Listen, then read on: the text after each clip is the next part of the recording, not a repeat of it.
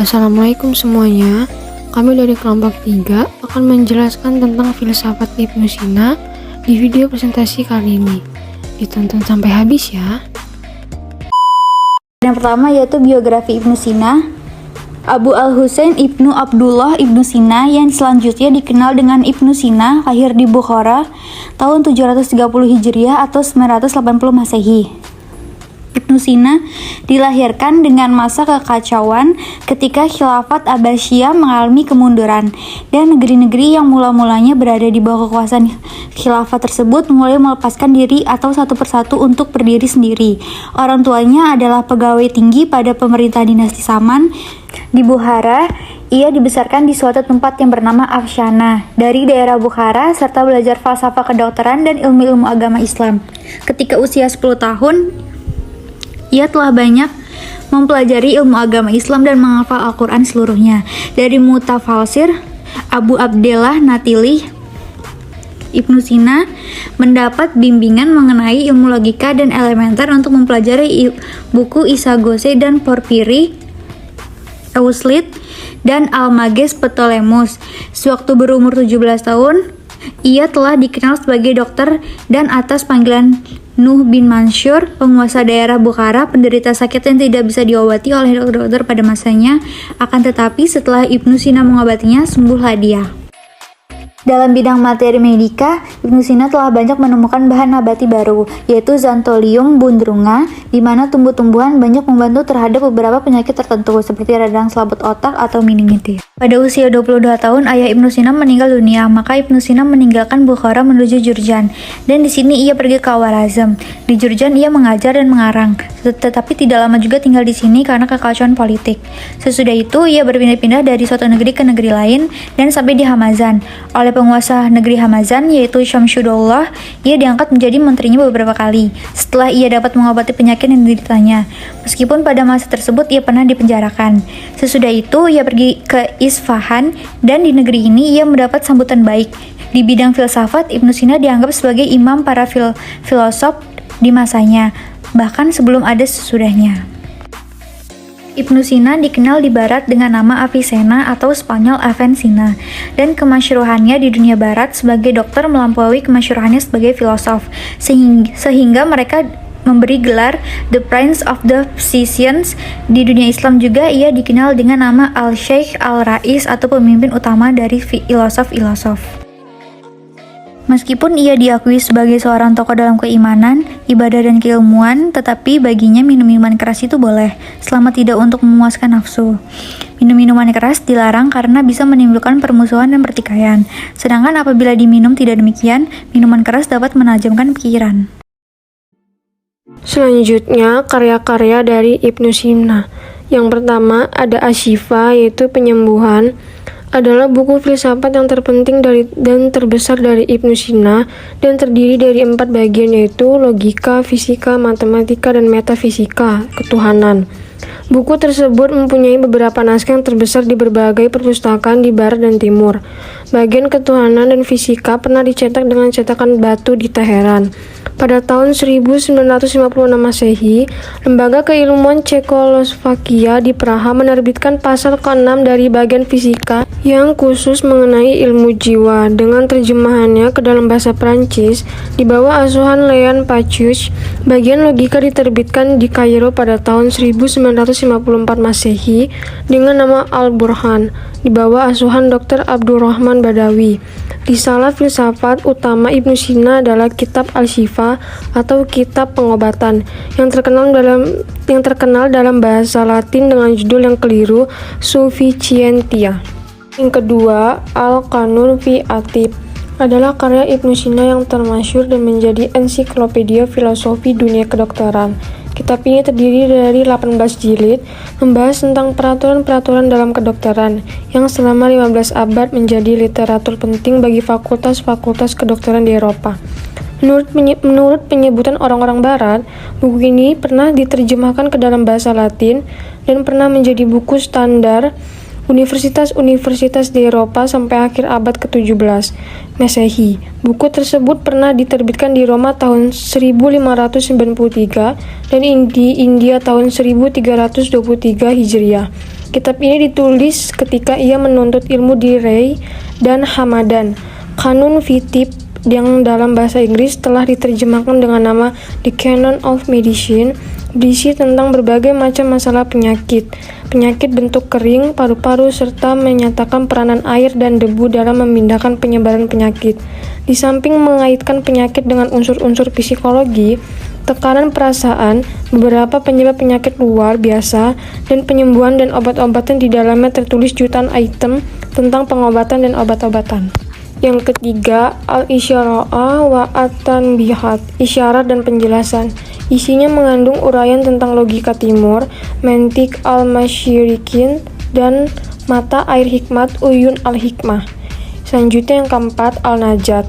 Buku ini berisikan ringkasan dari buku Asy-Syifa. Karya tulis ini ditunjukkan khusus bagi kelompok terpelajar yang ingin mengetahui dasar-dasar ilmu hikmah secara lengkap. Yang kelima, al-maghaz. Buku ini berkaitan dengan bidang astronomi, di antara isinya mencakup bantahan terhadap pandangan Euclides, serta meragukan pandangan Aristoteles yang menyamakan bintang-bintang tak bergerak. Menurutnya, bintang-bintang yang tak bergerak tidak berada dalam satu globe. Yang keenam, The Conglutination Legibum. Kitab ini ditulis dalam bahasa Latin yang membahas tentang masalah penciptaan alam, di antaranya tentang asal mula terbentuknya gunung. Menurutnya, kemungkinan gunung tercipta karena dua sebab. Pertama, menggelembungi kulit luar bumi lantaran goncangan hebat gempa, dan kedua, karena proses air yang mencari jalan untuk mengalir. Proses itu mengakibatkan munculnya lembah-lembah dan melahirkan penggelembungan pada permukaan bumi. Pemikiran Ibnu Sina. 1. Filsafat jiwa. Ibnu Sina memberikan perhatiannya yang khusus terhadap pembahasan kejiwaan, sebagaimana yang dapat kita lihat dari buku-buku yang khusus untuk soal-soal kejiwaan ataupun buku-buku yang berisi campuran berbagai persoalan filsafat. Dalam segi fisika, ia banyak memakai metode eksperimen dan banyak terpengaruh oleh pembahasan lapangan kedokteran. Dalam segi metafisika, terdapat kedalaman dan pembaharuan yang menyebabkan dia mendekati pendapat-pendapat filsuf modern. Pengaruh Ibnu Sina dalam soal kejiwaan tidak dapat diremehkan, baik pada dunia pikir Arab sejak abad ke-10 Masehi sampai akhir abad ke-19 Masehi, terutama pada Gundius Salinus, Albert the Great, Thomas Aquinas, Roger Bacon, dan Duns Scotus. Segi-segi kejiwaan pada Ibnu Sina pada garis besarnya dapat dibagi menjadi dua segi, yaitu 1. Segi fisika, yang membicarakan tentang macam-macamnya jiwa tumbuhan, jiwa hewan, dan jiwa manusia. Pembahasan kebaikan jiwa manusia, indera, dan lain-lain. Dan pembahasan lain yang bisa termasuk dalam pengertian ilmu jiwa yang sebenarnya. 2. Segi metafisika, yang membicarakan tentang wujud dan hakikat jiwa, pertalian jiwa dengan badan dan keabadian jiwa. B. Filsafat wujud. Bagi Ibnu Sina, filsafat wujudlah yang terpenting dan yang mempunyai kedudukan di atas segala sifat lain, walaupun esensi sendiri. Esensi dalam faham Ibnu Sina terdapat dalam akal, sedangkan wujud terdapat di luar akal. Wujudlah yang membuat tiap esensi yang dalam akal mempunyai kenyataan di luar akal. Tanpa wujud, esensi tidak besar artinya. Oleh sebab itu, wujud lebih penting dari esensi. Kalau dikombinasikan, esensi dan wujud dapat mempunyai kombinasi berikut. 1. Esensi yang tidak dapat mempunyai wujud. Dan hal yang serupa disebut oleh Ibnu Sina memuntani, yaitu sesuatu yang mustahil berwujud atau impossible being.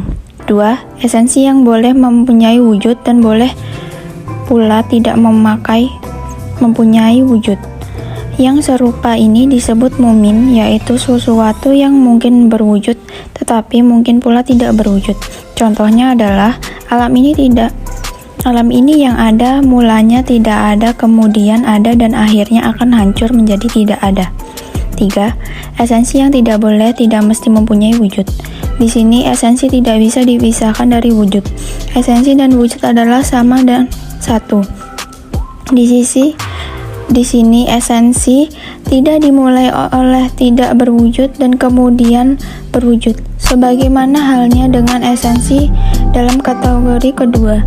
Tetapi esensi mesti dan wujud mempunyai wujud selama-lamanya. Yang serupa ini disebut mesti berwujud, yaitu Tuhan, wajib al-wujud. Inilah yang mewujudkan mukmin al-wujud. 3. Filsafat wahyu dan nabi. Pentingnya gejala kenabian dan wahyu inilah merupakan sesuatu yang oleh Ibnu Sina telah diusahakan untuk dibangun dalam 4 tingkatan, yaitu intelektual, imajinatif, keajaiban, dan sosiopolitis. Totalitas keempat tingkatan ini memberikan kita petunjuk yang jelas tentang motivasi, watak, dan arah pemikiran keagamaan. Jadi wahyu dalam pengertian teknis inilah yang mendorong manusia untuk beramal dan menjadi orang baik.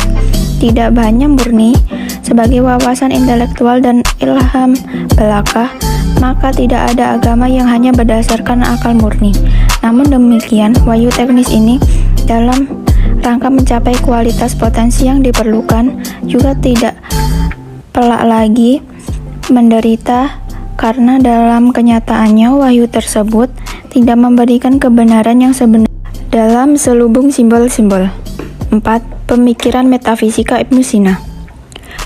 Pemikiran metafisika Ibnu Sina bertitik tolak pada pandangan filsafatnya yang memberi tingkat jenis hal itu, yaitu 1.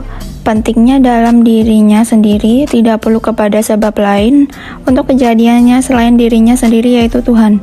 2. Berkehendak kepada yang lain, yaitu makhluk yang butuh kepada yang menjadikannya. 3.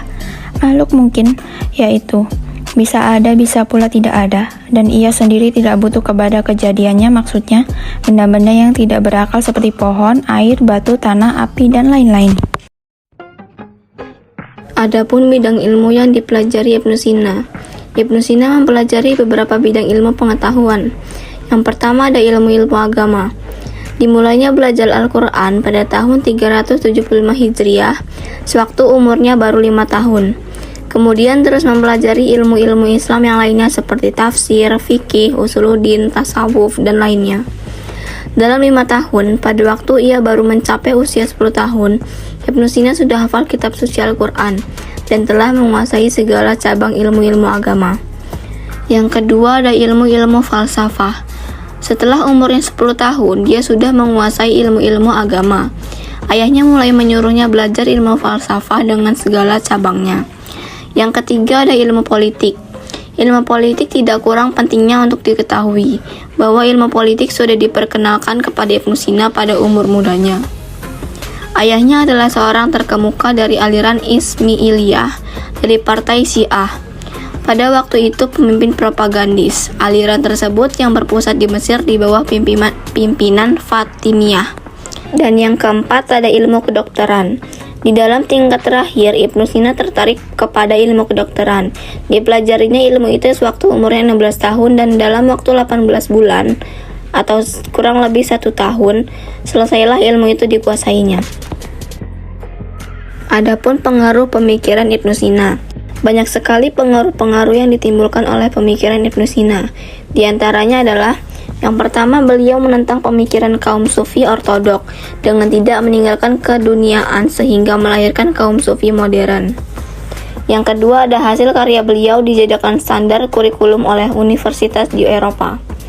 Yang ketiga, Mahmud Yunus mengatakan bahwa Ibnu Sina mengajukan beberapa sifat yang harus dimiliki oleh seorang guru.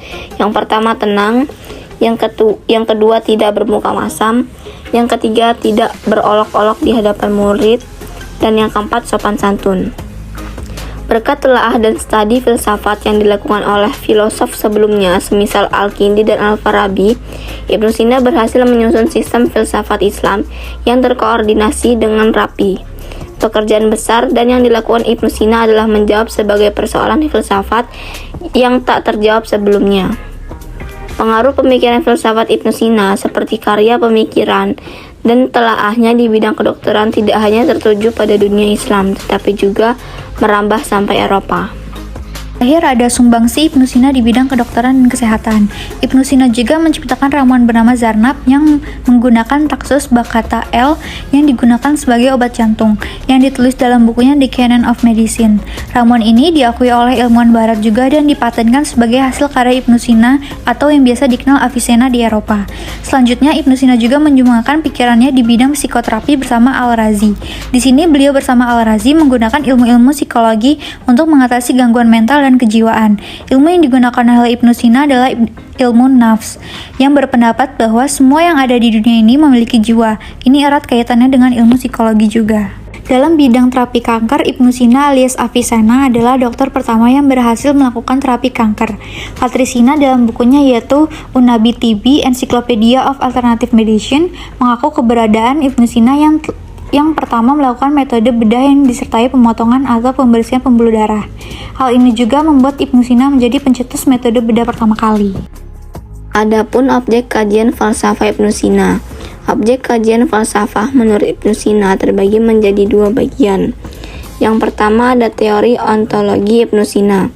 Filsafat Ibnu Sina yang menandai puncak filsafat peripatetik Islam didasarkan pada ontologi sehingga Ibnu Sina disebut juga sebagai filosof wujud. Ada 3 hukum menurut Ibnu Sina yang membedakan wujud murni dengan eksistensi dunia. Yang pertama ada al-wajib al-wujud, yang artinya wujud yang wajib. Adalah realitas yang harus ada dan tidak bisa tidak ada.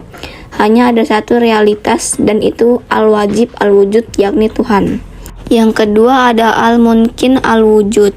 Menurut Ibnu Sina adalah kontingensi, yaitu transendensi rantai wujud dan tatanan eksistensi kosmis dan dunia yang bersifat pluralistis atau tergantung kepada al-wajib al-wujud. Yang ketiga ada al-mumtani al-wujud atau mustahil. Adalah wujud yang tidak mungkin. Wujud adalah aktualitas dari esensi. Hanya ada satu zat esensi saja, yaitu Allah, yang wujudnya wajib adanya. Yang kedua ada teori emanasi. Teori emanasi berasal dari Plotinus, sang filosof yang berkontemplasi. Pemikiran Plotinus itu adalah pemikiran yang tak berhingga dan absolut. Filsafat emanasi dalam teologi dalam falsafah Islam bermaksud untuk memurnikan tauhid. Emanasi ialah teori tentang keluarnya suatu wujud mukmin dari zat yang mesti adanya, yaitu Tuhan. Teori ini disebut juga sebagai teori urut-urutan wujud. Yang terakhir yaitu adalah psikologi Islam Ibnu Sina, perhatian terhadap jiwa. Ibnu Sina salah satu tokoh yang sangat memperhatikan ilmu kejiwaan dan filsafat. Ia dapat menggabungkan pemikiran filsuf terdahulu, Plato dan Aristoteles, dan mampu menjelaskan karangan-karangannya. Maka ia dianggap sebagai filsuf muslim yang paling populer dan banyak juga mengarang buku-buku tentang ilmu kejiwaan. Pendapat-pendapat Ibnu Sina tentang hal kejiwaan banyak dipengaruhi oleh pendapat Al-Farabi. Namun, pembahasan Ibnu Sina lebih mendalam, padat, dan terinci daripadanya. Selanjutnya, definisi jiwa. Istilah jiwa berasal dari bahasa Arab adalah nafs, dalam bahasa Inggris soul atau spirit. Menurut Ibnu Sina, jiwa sama dengan roh. Menurutnya, jiwa adalah kesempurnaan awal, karena dengannya organisme menjadi sempurna sehingga menjadi manusia yang nyata. Artinya, jiwa merupakan kesempurnaan awal bagi tubuh biologis, sebab tubuh sendiri merupakan persyarat bagi definisi jiwa. Lantaran ia bisa dinamakan jiwa jika aktual di dalam tubuh dengan satu perilaku dari berbagai perilaku dengan mediasi organ-organ tertentu, yang berarti berbagai anggota tubuh yang melaksanakan berbagai fungsi psikologis. Selanjutnya, hakikat jiwa.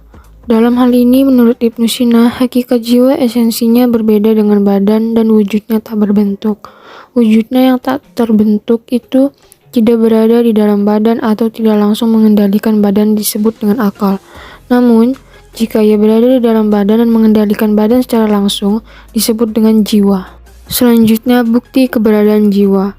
Dalam membuktikan eksistensi jiwa yang merupakan jauhar, substansi, rohania yang suci, dan terpisah dengan badan, Ibnu Sina memberikan beberapa alasan untuk mendukungnya.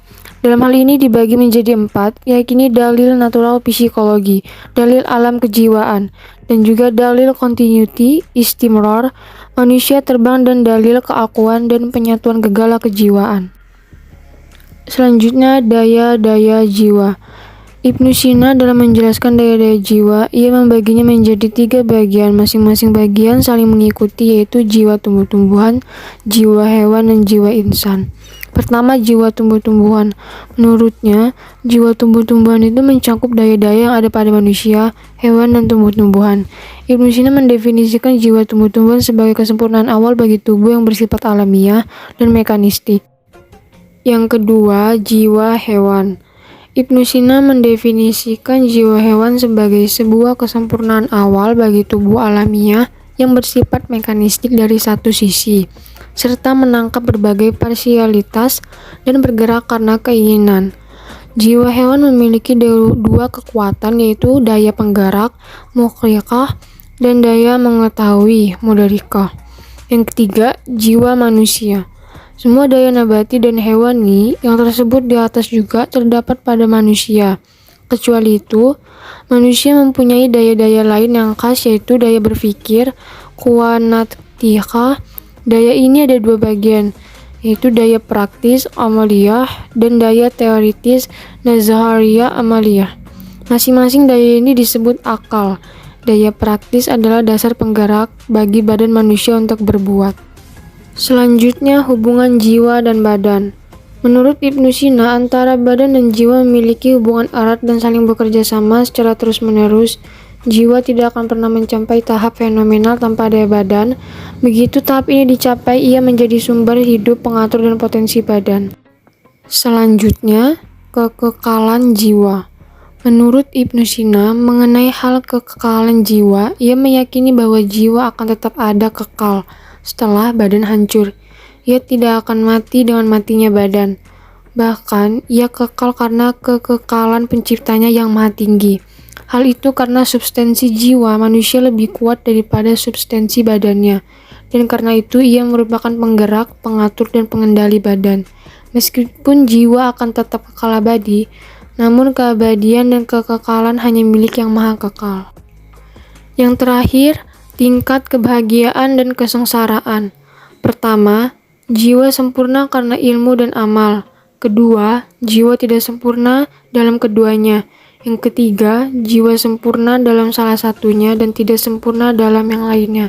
Namun, kategori ketiga ini terbagi lagi menjadi 2 bagian, yaitu ada kalanya jiwa sempurna dalam ilmu, tapi tidak sempurna dalam amal atau sebaliknya.